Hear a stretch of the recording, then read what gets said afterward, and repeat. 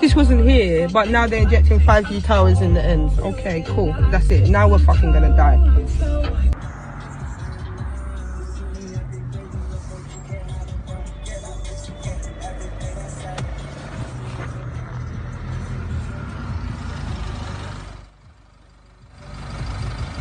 What's that all about? I don't know. Why is there dead dogs everywhere? I don't know. It's such a shame, isn't it? Yeah, but this they're talking about dead animals everywhere. Like something's going on, and they reckon it's to do with the 5G.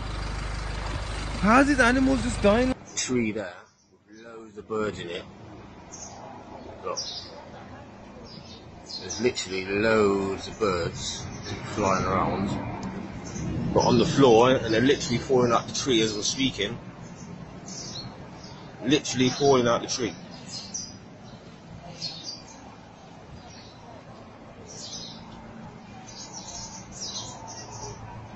They're everywhere.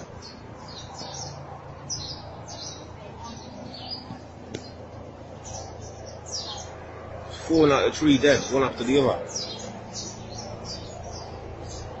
You know what I mean? It's weird, man.